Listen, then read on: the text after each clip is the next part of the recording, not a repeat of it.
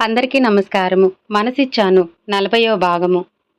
వారం తర్వాత నా 2 రోజుల్లో వచ్చి జాయిన్ అవ్వమని లెటర్ పంపించారు.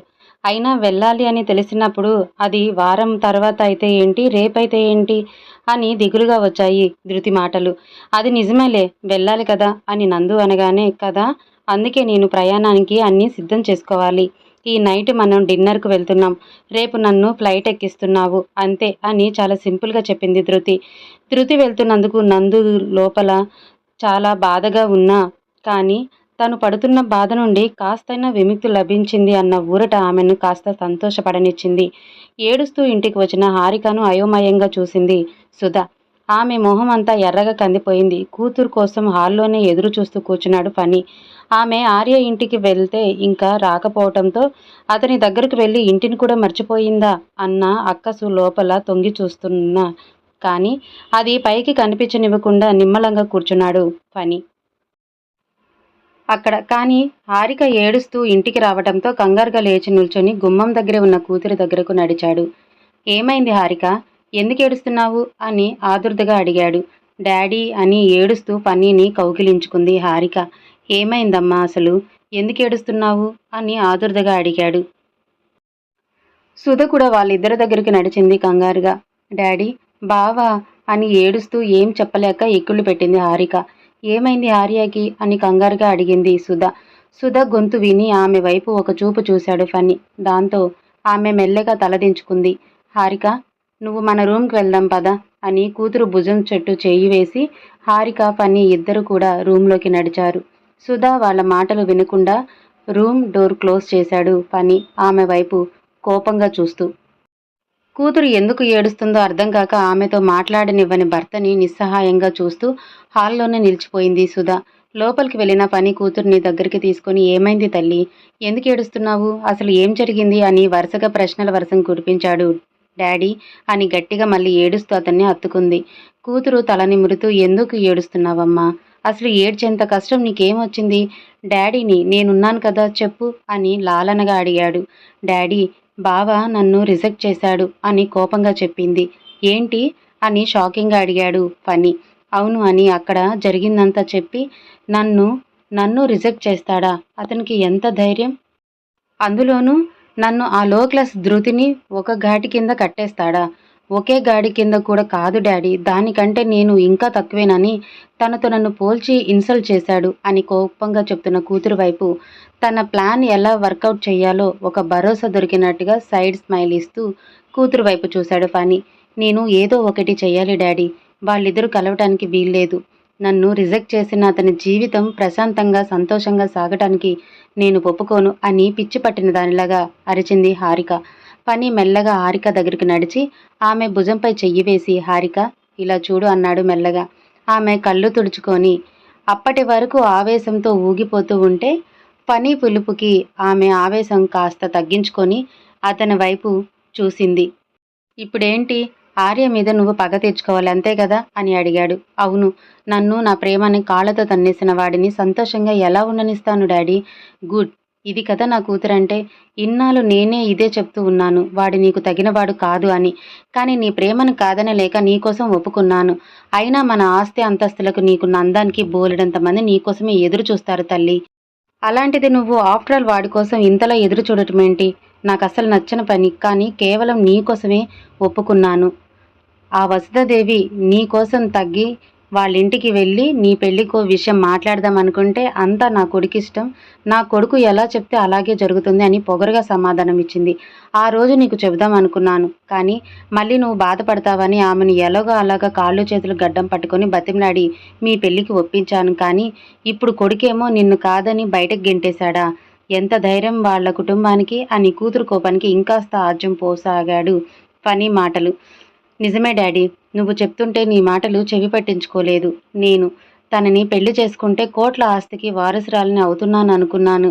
ఎలాగో ఒక్కడే కొడుకు కాబట్టి అక్కడ నా సామ్రాజ్యమే నిలుస్తుంది అని ఆశపడ్డాను. కానీ వాడు నా ప్లాన్స్ ఏవి కూడా సక్సెస్ అవ్వనివ్వలేదు.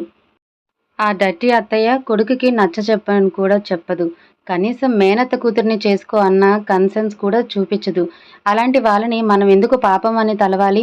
మనకేం బిజినెస్ లేవా, ఆస్తి లేదా? ఇప్పటిదాకా వాడింటి ఇష్టమని వాడే వెనుకున్న ఆస్తి మొత్తం నాకే దక్కుతుందని ఆశపడ్డాను. ఇక అది జరగదు అని తెలిసినప్పుడు నేనెందుకు వాడికి భయపడాలి అని క్రూరంగా మాట్లాడింది హారిక. కూతురిలో ఇంత కన్నింగ్నెస్ ఉందని తెలియని పని ఆమెను గుడ్లప్పగించి చూశాడు. డాడీ, ఇక్కడ నుంచి నువ్వేం చేస్తావో నాకు తెలీదు. రేపటి నుంచి నేను ఆఫీస్కి వస్తున్నాను. మన టార్గెట్ వాడికి కంపెనీని ఫస్ట్ ప్లేస్ నుండి జీరోకి పడగొట్టడమే. ప్రతి పనిలోనూ వాడికి పోటీ ఇవ్వాలి. నేను తెలివితేటలో వాడికంటే ఏమి తీసిపోను అని నిరూపించాలి అని కోపంగా చెప్పింది ఫణితో. అలాగే తల్లి, నువ్వెలా చెప్తే అలాగే. అయినా నువ్వు ఇప్పుడు ఇంత ప్రయోజకుడివైపోయి మన బిజినెస్ని ముందుకు నడిపిస్తానంటే నేను నీకు అడ్డు చెప్పగలనా? నీ వెనుకే నేనున్నాను. నీకు ఇష్టం వచ్చినట్లుగా చెయ్యి అని కూతురికి భరోసా ఇచ్చాడు ఫణి. లోపలికి వెళ్ళిన తండ్రి కూతుళ్ళు ఇద్దరు ఏం మాట్లాడుకుంటున్నారో అర్థం కాక అసలు హారిక ఎందుకు ఏడుస్తూ వచ్చిందో, అక్కడ ఏం జరిగిందన్న కంగారు సుధలో. పోనీ ఆర్యకి కాల్ చేసి అడుగుదామా అంటే వద్దు. మళ్ళీ ఇక్కడ వీళ్ళిద్దరూ నాకేం చెప్పలేదని అర్థమైపోతుంది వాడికి. అయినా ఏదైనా ఉంటే నిదానంగా అదే బయటపడుతుంది కదా, చూద్దాం అసలు ఏం జరుగుతుందో అని నిట్టూరుస్తూ సోఫాలో కూర్చుండిపోయింది. హారిక వెళ్ళిపోయిన తర్వాత వసు ఆర్య గదికి నడిచింది.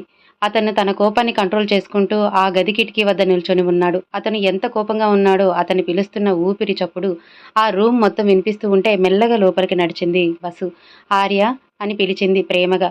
తల్లి పిలుపు విని తన యాంగర్ కాస్త కంట్రోల్ చేసుకొని మెల్లగా తల తిప్పి వెనక్కి చూశాడు. గుమ్మం వద్ద నిల్చొని ఉన్న వసును చూసి ఏంటి మమ్మీ అని అడిగాడు. ఏం చేస్తున్నావు? ఇంకా లంచ్ చేయటానికి రాలేదు అని అడిగింది అతని దగ్గరికి నడుస్తూ. నథింగ్ మామ్, ఒక 10 minutes వచ్చేస్తాను అని నిదానంగా చెప్పాడు. ఏమైంది అని అతని మొహాన్ని చూస్తూ దగ్గరకు నడిచి చెంపపై చెయ్యి వేసి అడిగింది. నాకేమైంది, నేను బాగానే ఉన్నాను అని అన్నాడు. ఆమె చేతిని తన రెండు చేతుల్లో బంధిస్తూ. లేదు, ఏదో జరిగింది. హారిక ఎందుకు ఏడుస్తూ వెళ్ళిపోయింది అని సూటిగా అడిగింది ఆర్యని. నథింగ్ మామ్, తనకేమో ఏవో ఆశలు కోరికలు ఉన్నాయట. అవి నాతో షేర్ చేసుకుంది. అవి ఎప్పటికి తీరవు అని చెప్పాను. దానితో తన హర్ట్ అయ్యింది అని చాలా తేలిగ్గా చెప్పాడు. అంత గొంతెమ్మ కోరికలు ఏం కోరిందేంటి అని అడిగింది వసు.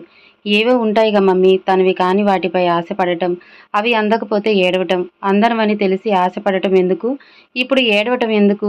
వసు ఆలోచనలో ధృతి, ఆర్య ఆలోచనలో హారిక. ఆశలు అంతులేనివి మమ్మీ, అందుకే ఇలా జరిగింది.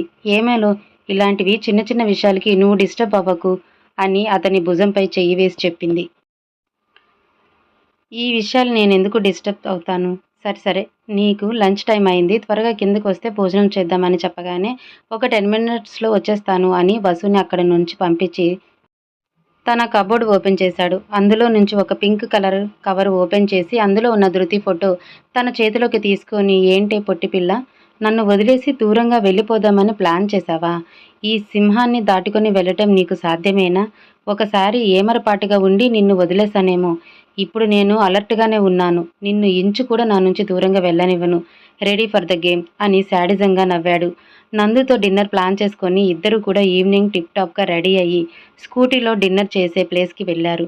డిన్నర్ చేసేసి హ్యాపీగా వైజాగ్ వీధులన్నీ తిరగటం మొదలుపెట్టారు. షాపింగ్ చేసేసి నందుకి గిఫ్ట్ ప్రెజెంట్ చేసి చివరిగా బీచ్ రోడ్డున కూర్చొని ఆకాశంలో కనిపిస్తూ ఉన్న చందమామని చూస్తూ బోలెడన్ని కబుర్లు చెప్పుకున్నారు ఇద్దరూ కూడా. తను ప్లాన్ చేసిన వెకేషన్ పూర్తి కావటంతో ఇంటి బాట పట్టారు నందు ధృతి. స్కూటీ పార్క్ చేసి లోపలికి వెళ్ళడానికి రూమ్ డోరు ఓపెన్ చేయగానే బయట వచ్చి ఆగింది సిద్ధు కార్. ఆ సౌండ్కి లోపలికి అడుగు పెట్టాల్సిన ఇద్దరూ కూడా తలలు తిప్పి వెనక్కి చూశారు. కారులో నుంచి దిగుతూ సిద్ధు కనిపించాడు. ఈ టైంలో సిద్ధు ఏంటి అని ఇద్దరు ఆశ్చర్యంగా కళ్ళు చిన్నవి చేసి అతని వైపు చూశారు. సిద్ధు మాత్రం బాధగా కారు దిగి కారు డోర్ క్లోజ్ చేసి ఆర్య ఇచ్చిన కవర్ తీసుకొని వాళ్ళ దగ్గరికి నడిచాడు. నువ్వేంటి సిద్ధు ఈ టైంలో అని అనుమానంగా అడిగింది నందు.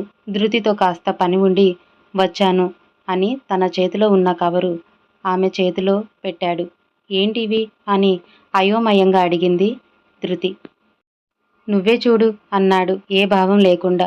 సిద్ధు ఇచ్చిన కవరు ఓపెన్ చేయగానే అందులో కొన్ని పేపర్స్ మరియు సెల్ ఫోన్ కనిపించింది.